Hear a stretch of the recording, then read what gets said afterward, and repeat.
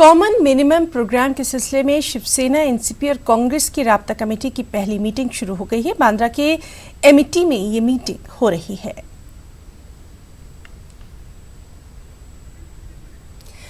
चलिए मजीद अपडेट के लिए सीधे रुख करेंगे हमारे साथी अमित रॉय का। अमित, आपसे जानना चाहेंगे, एक अहम मीटिंग इस वक्त चल रही है, क्या कुछ अपडेट, क्या कुछ डिटेल्स? देखिए, निश्चित तौर पे आज सुबह भी हमने देखा कि गुप्त रूप से एक बैठक हुई जिसमें उद्धव ठाकरे और एनसीपी के प्रदेश अध्यक्ष जयंत पाटिल और कांग्रेस के प्रदेश अध्यक्ष बालासाहब थोराट मौजूद थे। लगभग 1 घंटे तक चर्चा हुई कॉमन मिनिमम प्रोग्राम को लेकर और उसके बाद अभी जो है ये बैठक चली। ये पहली समन्वय समिति की तीनों पार्टियों की एकत्र बैठक है। एनसीपी की तरफ से जयंत पाटिल, छगन भुजबल, नवाब मलिक हैं। कांग्रेस की तरफ से पृथ्वीराज चौहान, विजय वडेट्टीवार और माणिक ठाकरे और शिवसेना की तरफ से एकनाथ शिंदे और सुभाष देसाई मौजूद है। इसमें कॉमन मिनिमम प्रोग्राम किस तरह से होगा, किस एजेंडे पे तीनों पार्टियां जो है वो साथ चलेंगी, सरकार में उनकी भूमिका क्या होगी, क्योंकि हमने चुनाव में देखा था कि कांग्रेस और एनसीपी का जो मैनिफेस्टो था वो एक मैनिफेस्टो था, लेकिन शिवसेना का अलग मैनिफेस्टो था और शिवसेना के मैनिफेस्टो में कई ऐसे मुद्दे थे जो कांग्रेस और एनसीपी की विचारधारा से जो है बिल्कुल अलग थे। तो अब इसमें ये डिसाइड किया जा रहा है कि आखिरकार ऐसे कौन से मुद्दे हैं जिस पर तीनों पार्टियों की सहमति हो और किस तरह से जो है आगे ये सरकार जो है बन पाएगी। क्योंकि मैं आपको ये बताऊं कि इसमें और भी चीजें तय करनी है। पहली चीज ये है कि जो एशिया की सबसे बड़ी महानगर पालिका है मुंबई महानगर पालिका, जिसका बजट जो है लगभग 35,000 करोड़ से ऊपर है, जो किसी भी एक राज्य के बजट से ज्यादा है, उस पर शिवसेना का कब्जा है और बीजेपी जो है अपोजिशन में बैठी हुई है क्योंकि बीजेपी है। लेकिन अब अगर शिवसेना बीजेपी से युति तोड़ चुकी है तो बीएमसी में क्या होगा? क्या शिवसेना, कांग्रेस और एनसीपी की युति जो है मुंबई महानगर पालिका में होगी? आने वाले जो चुनाव है नगर पालिका और महानगर पालिका के, उसमें क्या स्थिति होगी? इन सारी चीजों पे, तमाम चीजों मुद्दों पे बैठक चल रही है। इसमें जो 2 चीजें हैं कि कॉमन मिनिमम प्रोग्राम क्या होगा, किस नीति और मुद्दे के तहत जो है आप सरकार में आएंगे और हम तीनों पार्टियों की भूमिका क्या होगी सरकार में, इन सारे मुद्दों पे लगातार चर्चा चल रही है। तो लेकिन और सबसे बड़ी बात यह है कि आज समन्वय समिति के तीनों पार्टियों के नेता पहली बार एकत्रित हुए हैं और पहली ये बैठक जो है काफी महत्वपूर्ण बताई जा रही है। तो इस मीटिंग पर लगातार हमारी भी नजर बनी रहेगी। अमित, बहुत बहुत शुक्रिया आपका इस तमाम तर जानकारी के लिए। आगे बढ़ेंगे। महाराष्ट्र में सदराज निवास के बाद कभी एक साथ रही शिवसेना और बीजेपी के दरमियान तल्खियां बढ़ती नजर आ रही हैं। शिवसेना तर्जुमान संजय राउत ने मरकजी वजीर दाखिला अमित शाह का जवाब देते हुए कहा कि अमित शाह के साथ शिवसेना ने जो बातें बंद कमरे में तय की थी वो पीएम नरेंद्र मोदी तक नहीं पहुंचाई गई। तो ये बात कहते थे कि देवेंद्र जी मुख्यमंत्री हो गए, लेकिन सारी सभाओं में उद्धव ठाकरे जी भी ये कहते थे कि शिवसेना का भी मुख्यमंत्री बनेगा। जब अलायंस हुआ था तब भी उद्धव जी कहते थे कि पावर शेयरिंग, सत्ता और पदों का वाटा 50-50 होगा। तब अमित शाह जी ने क्यों नहीं कहा कि आप इस प्रकार की बात कैसे बोल सकते हो? ऐसी कोई बात तय नहीं हुई थी तो अगर आपको बताना चाहिए था। आप लोकसभा चुनाव तक कुछ बोले नहीं, लेकिन जो बातें अमित शाह जी और उद्धव जी में तय हुई थी, बंद कमरे की बात अगर वो कहते हैं बंद कमरे की, तो बंद कमरे में क्या हुआ उस बारे में भारतीय जनता पार्टी के शीर्ष नेताओं ने, खास करके हमारे प्रिय अमित भाई ने प्रधानमंत्री मोदी जी को अवगत नहीं किया है। समाजवादी पार्टी लीडर अबू आसिम आजमी ने chief justice of India Gogoi को खत लिखकर बाबरी मस्जिद मिसमार करने वालों को सख्त से सख्त सजा देने की मांग की है। अबू आसिम आजमी ने अखिल भारतीय हिंदू महासभा के मुतालबे का हवाला देते हुए कहा कि अखिल भारतीय हिंदू महासभा ने 1992 में मंदिर शहीद करने वालों के खिलाफ क्रिमिनल केस वापस लेने का मरकजी वजारत से मुतालबा किया है। अबू आसिम आजमी ने अयोध्या में मौजूद हजारों की तादाद में मखदूश और खस्ता हाल मंदिरों की अजसर नौ तामीर का भी मुतालबा किया। देखिए, मैंने सारा दुख सहा। मेरी मस्जिद जो 500 साल से थी उसे तोड़ दिया गया।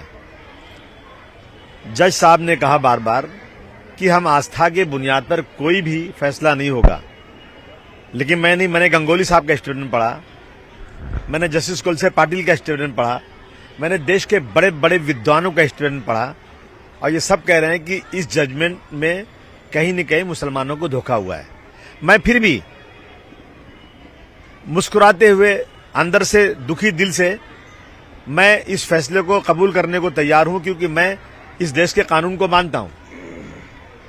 और जजमेंट में दिया हुआ है कि जिन लोगों ने मस्जिद तोड़ा, जिन्होंने मस्जिद में मूर्ति रखा, ये गैर कानूनी था, लेकिन उनको, जिन लोगों ने गैर कानूनी काम किया, उन पे मुकदमा चल रहा, फैसला आज तक नहीं आया। अब उनकी इतनी हिम्मत हो गई है कि वो कह रहे हैं कि हमें जो है धर्म के नाम पर शहीद का दर्जा मिलना चाहिए।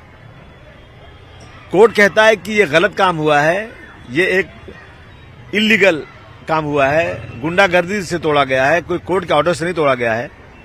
तो फिर मेरे घाव पे एक नमक छिड़कने का काम कर रहे हैं लोग। हम बिल्कुल इस कानून को मान रहे हैं और हमने बार बार रिक्वेस्ट किया कि कहीं कोई दंगा नहीं होना चाहिए, सब्र के साथ इस जो भी कोई कोर्ट हुआ है उसको मानो, और जो भी मुस्लिम पर्सनल लॉ बोर्ड कहता है उसको फॉलो करो।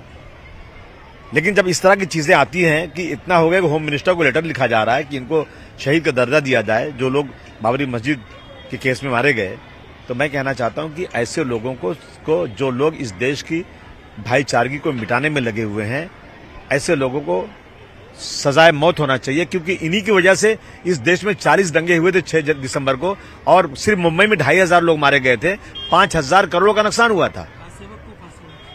जिन लोगों रियासत में हुकूमत साजी को लेकर जद्दोजहद जारी है, जिसको लेकर शिवसेना, कांग्रेस, एनसीपी में मीटिंग्स का दौरा है।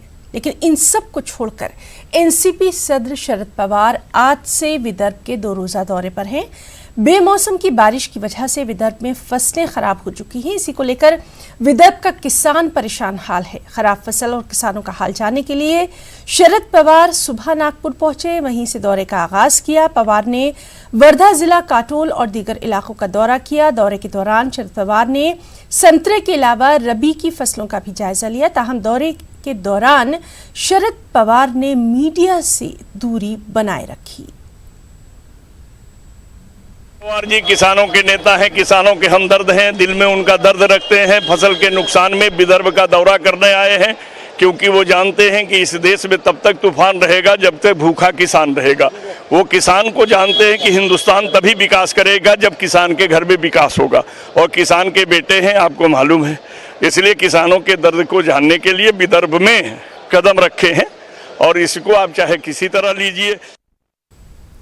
वज़ीर-ए-आला के ओहदे को लेकर शिवसेना और बीजेपी में हुए तनाज़े के बाद महाराष्ट्र के सियासी हालात में तब्दीलियां नजर आ रही हैं। कांग्रेस और एनसीपी को साथ लेकर शिवसेना अपनी हुकूमत बनाना चाहती है। इससे पहले कि इस नजरिए पर अमल किया जाता, महाराष्ट्र में सदराज नाफिज हो गया। ऐसे में कांग्रेस और एनसीपी ने अपनी सेकुलर छवि का लिहाज किए बिना शिवसेना के साथ इत्तेहादी हुकूमत बनाने के लिए हलचल शुरू कर दी है। कांग्रेस और एनसीपी के इस इक़दाम की एमआईएम के रियासी सदर और रुकन पार्लियामेंट औरंगाबाद इम्तियाज जलील ने सख्त तनकीद की है। इम्तियाज जलील ने कांग्रेस और एनसीपी को शिवसेना की ही बी टीम करार दे दिया।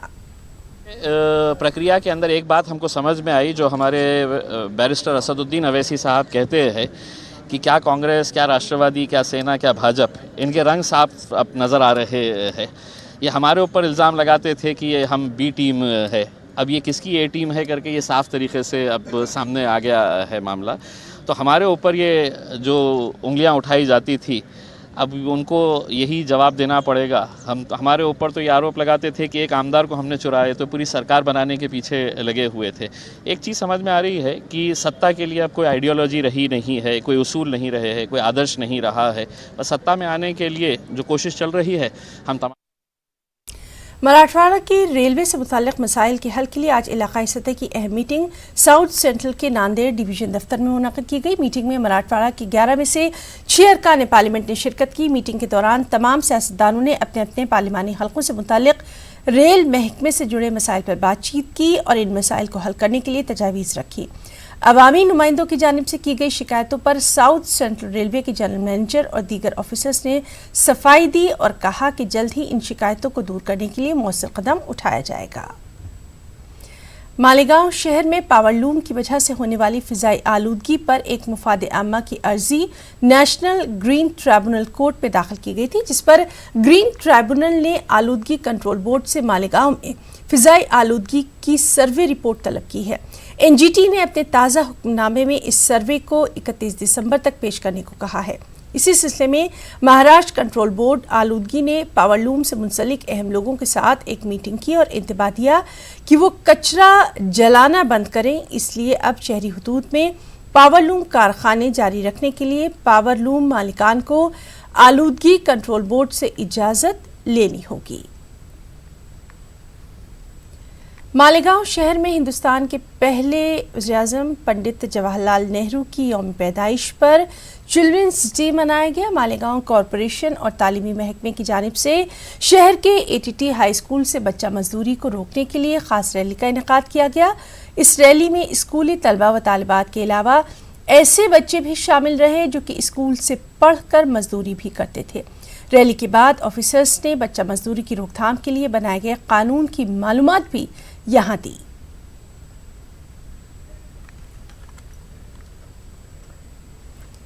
रुबातुल उलमा और बज़्म हस्सान की जानिब से ऑल महाराष्ट्र मुसाबिका हमदुनात हुआ। पिछले 3 महीने से जारी इस मुसाबिके में 1200 तलबा ने हिस्सा लिया है, जिनमें से अव्वल इनाम के हकदार फजील अहमद वल्द शकील अहमद रहे। फजील अहमद को उम्रे की सादत से नवाजा जाएगा। दूसरे मुकाम पर रहे होनहार तालिब इल्म को 10,000 नकद और तीसरे मुकाम पर रहने वाले होनहार तालिब इल्म को 5,000 रुपये नकद इनाम से नवाजा गया।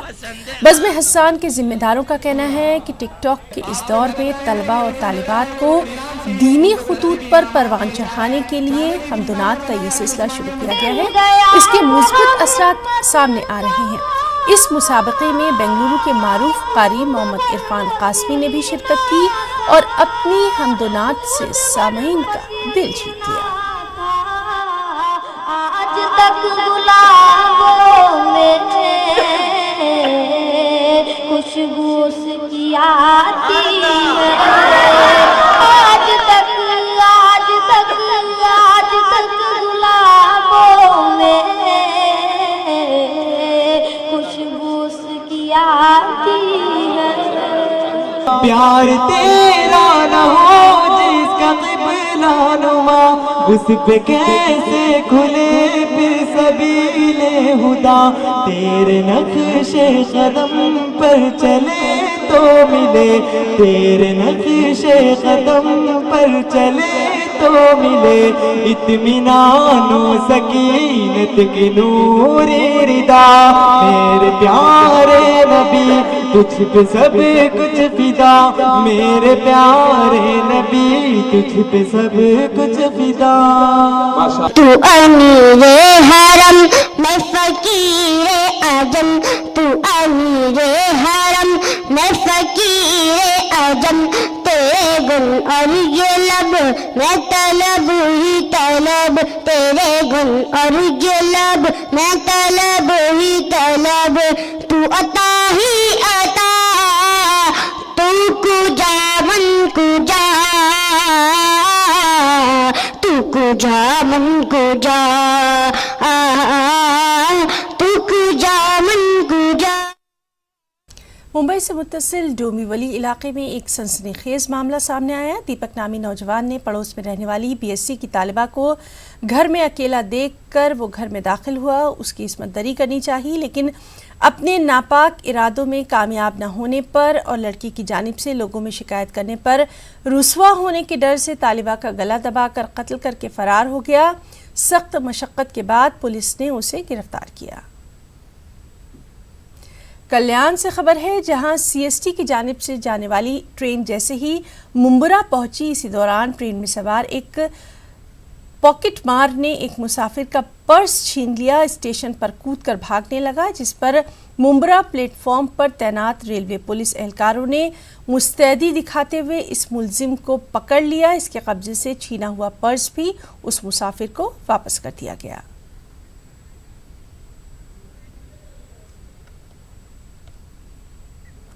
और अब खास बात कर्नाटक की खबरें। सबसे पहले सुर्खियां।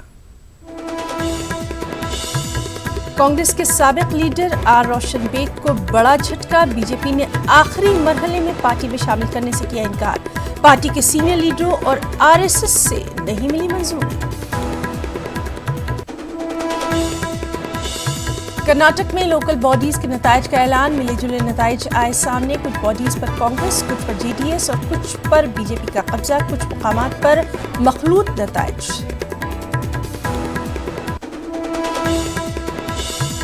कर्नाटक के रायचूर में कांग्रेस का एहतजाजी मुजाहरा। मरकजी हुकूमत की अवाम मुखालिफ पॉलिसियों को बनाया गया निशाना। इंतखाबी वादों से इनहराफ करने का मोदी हुकूमत पर लगाया गया इल्जाम।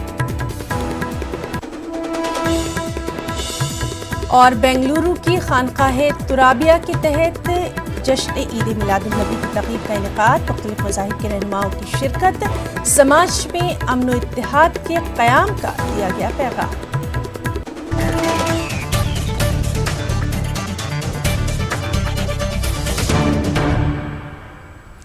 कर्नाटक में ज़िमनी इंतखाबात की सियासत शुरू हो चुकी है। साबिक़ रियासती वज़ीर आर रोशन बेग को ज़बरदस्त झटका लगा है। बीजेपी ने आर रोशन बेग को पार्टी में शामिल करने से इनकार कर दिया है। रोशन बेग की जगह श्रवण को टिकट दिया गया।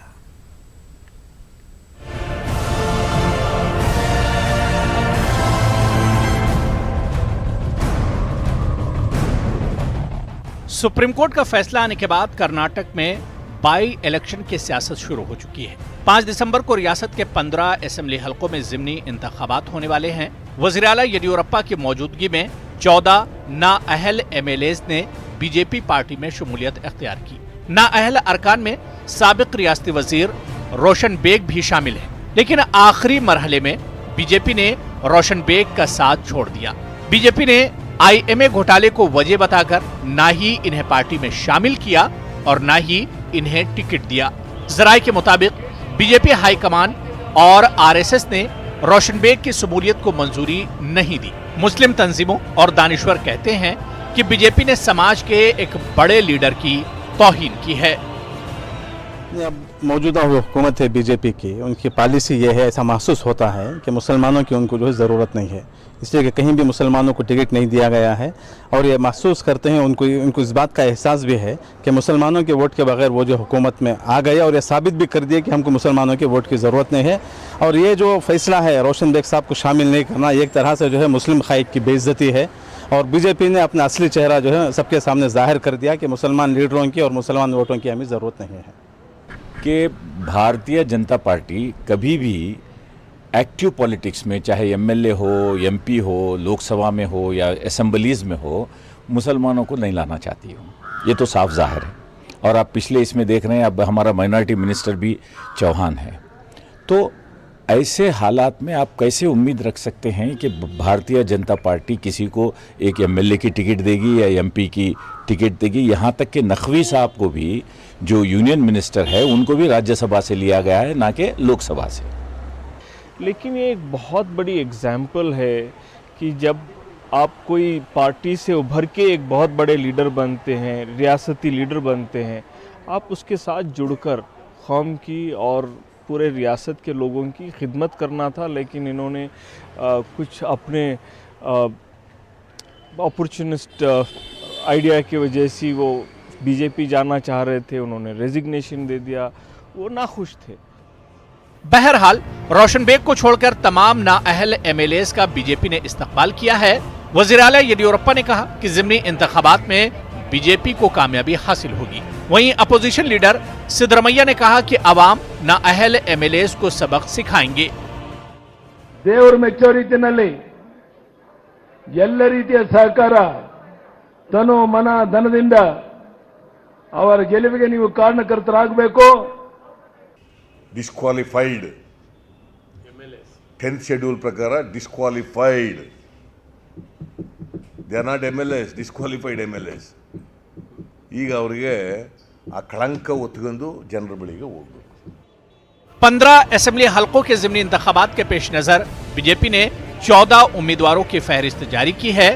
मुस्लिम अक्सरती हलका शिवाजी नगर के लिए बीजेपी ने तमिल तबके से ताल्लुक रखने वाले सरवन को अपना उम्मीदवार बनाया है। न्यूज़ 18 उर्दू के लिए बेंगलुरु से रऊफ अहमद हल्लूर की रिपोर्ट। कर्नाटक में 14 लोकल बॉडीज के इंतखाबात के नतायज आज मंजर-ए-आम पर आ गए हैं। 12 नवंबर को कुल 418 वार्ड्स में पोलिंग हुई थी। इन 14 लोकल बॉडीज में 2 महानगर पालिके, 6 म्यूनिसिपल काउंसिल्स, 3 टाउन पंचायत और 3 म्यूनिसिपैलिटीज शामिल हैं। बेंगलुरु और दावनगिरी के महानगर पालिके के नतायज का भी ऐलान किया गया। बेंगलुरु महानगर पालिके पर बीजेपी ने कब्जा किया। 60 रुकनी बेंगलुरु महानगर पालिके की 44 सीटों पर बीजेपी ने कब्जा जमाया, जबकि दावनगिरी महानगर पालिके पर कांग्रेस ने कब्जा जमाया। 45 रुकनी महानगर पालिके पर 22 सीटों पर कामयाबी हासिल की, जबकि बीजेपी 17 पर कामयाब रही। कोलार बल्दिया में मखलूत नतायज सामने आए। इन नतायज को कुल मिलाकर देखा जाए तो मिले जुले नतायज कहा जा रहा है। कुछ लोकल बॉडीज पर कांग्रेस का तो कुछ पर बीजेपी और कुछ पर जेडीएस का भी कब्जा रहा है। बीजेपी के बरसरे इख्तिदार आने के बाद किसी भी सतह के ये पहले इंतखाबात रहे। कर्नाटक के रायचूर में कांग्रेस पार्टी की तरफ से बीजेपी हुकूमत की पॉलिसीज के खिलाफ पुरजोर एहतजाज किया गया। पार्टी लीडरों ने शहर के कांग्रेस दफ्तर से डिप्टी कमिश्नर ऑफिस तक एक रैली निकाली। रैली में बड़े पैमाने पर पार्टी लीडरों और कारकुनों ने शिरकत की। बढ़ती महंगाई, मरकज की अवाम मुखालिफ पॉलिसीज के खिलाफ ये एहतजाज किया गया। एहतजाज के दौरान कांग्रेस लीडरों ने मुल्क की सूरत हाल को लेकर डिप्टी कमिश्नर के तवस्सुत से सदर जमहूरिया को एक मेमोरेंडम भी रवाना किया। बेंगलुरु में खानकाह तुराबिया के तहत जश्न मिलादुन नबी मनाया गया। इस जश्न में हिंदू, मुस्लिम, सिख, ईसाई आपस में हैं भाई भाई का खूबसूरत नज़ारा देखने में आया। खानकाह ने मुख्तलिफ मज़ाहिब के रहनुमाओं, पुलिस एहलकारों और सरकारी ओहदेदारों को तुराबिया अवार्ड 2019 से नवाजा। तकरीब में मुकर्रीन ने कहा कि प्यारे नबी पूरी दुनिया के लिए अमन और इत्तेहाद का मसीह न सिर्फ मुसलमान बल्कि तमाम इंसानियत के लिए रहमत बनकर आए हैं। उनकी सीरत और तालीमात को आम करने की ज़रूरत है। खानकाह तुराबिया गुज़िश्ता कई बरसों से बैन मज़ाहिब प्रोग्रामों का इनेकाद करती आ रही है। अल्हम्दुलिल्लाह पिछले 12 साल से जो है खानकाह तुराबिया, तुराबिया वेलफेयर ट्रस्ट और बज़्म तुराबिया इसी प्रोग्राम ऑर्गेनाइज कर रहे हैं। जश्न फ़ैज़ान औलिया के नाम से भी कई प्रोग्राम्स 12वां प्रोग्राम चला है और हर प्रोग्राम में भी जो हर मज़हब के साधु संत आते हैं और साधु संत सरदारजियों के ज्ञानी जैनिज़्म से, बुद्धिज़्म से, क्रिश्चियन से, फादर वगैरह सब आते हैं और एक ही प्यार मोहब्बत का पैगाम पिछले 12 साल से चल रहा है। The function here signifies the unity in diversity, that is people from various faiths like Islam, Hindu, Jain, so many people have assembled here. It shows that India is known for unity in diversity, and this function again is reflecting that faith. हर कोई अपना काम करेगा। ये है कि अगर हम सही हैं तो मेरा एक मानना है और मेरे एक जैन धर्म में एक हमेशा से मान्यता रही है कि अगर आपकी नीयत साफ अगर हो, और मेरे ख्याल से हर एक मज़हब में यही सिखाया जाता है, तो शायद बुरी ताकतों में इतनी ताकत नहीं होती कि वो भलाई और सच्चाई का मुकाबला कर सके। गुलबर्गा में बारगाह शेख दक्कन में हुज्रा सलवात अल नबी का इफ्तिताह अमल में आया। इस हुज्रा मुबारक में 24 घंटे बिला रुकावट दुरूद की महफिल सजी रहेगी। तो आप देखिए हमारी ये खास रिपोर्ट। खबरों में फिलहाल इतना ही। मजीद ताज़ा और अपडेट खबरों के लिए आप लॉगिन कर सकते हैं news18urdu.com पर। आदाब। सिर्फ एक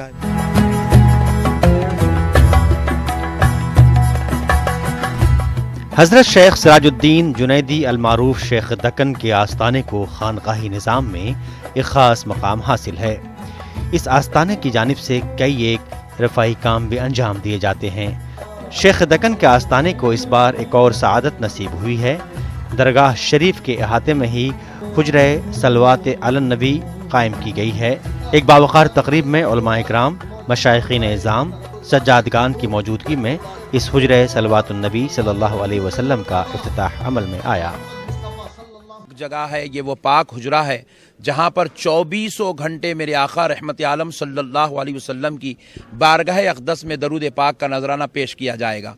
अल्हम्दुलिल्लाह ये हिंदुस्तान भर में सबसे पहला ऐसा हुजरा है जहाँ पर 24 घंटे दरूद पाक पढ़ने का एहतमाम किया जाएगा और यहाँ पर लोगों के लिए ख़ियाम व ताम का भी इंशाअल्लाह ताला इंतज़ाम रहेगा। और ये हुजरा हिंदुस्तान भर के बल्कि दिगर ममालिक के लोग जो रसूल पाक सल्लल्लाहु अलैहि वसल्लम वसल्लम की बारगाह अक़दस में कसरत से दरूद पढ़ने की सआदत हासिल करना चाहते हैं, उनके लिए कायम किया गया है।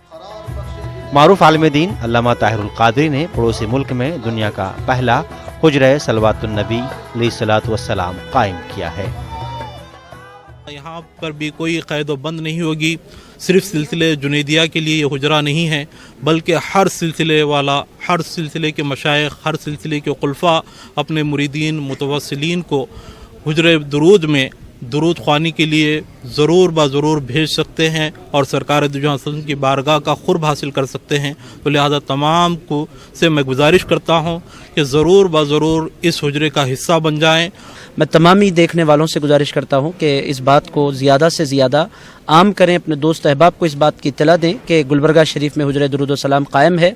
यहाँ की बारगाह के सज्जादगान और इस खानवादे के सारे हजरात आने वालों के इस्तकबाल के लिए तैयार हैं। अब ये उम्मत मुस्लिमा की जिम्मेदारी है कि ज़्यादा से ज़्यादा तादाद में आकर यहाँ बैठ कर अपने आका मौला सल्लल्लाहु तआला अलैहि वसल्लम से लौ लगाएं। जिम्मेदारान के मुताबिक हुजरा सलवातु अलन नबी सल्लल्लाहु अलैहि वसल्लम में शिरकत करने वालों के लिए क़याम व तआम का इंतज़ाम मुफ्त रहेगा। नफल रोज़ों के लिए सहर इफ्तार का इंतज़ाम भी बारगाह शेख दक्कन की जानिब से किया जाएगा। न्यूज़ 18 उर्दू के लिए गुलबर्गा से जवाद मीर की रिपोर्ट।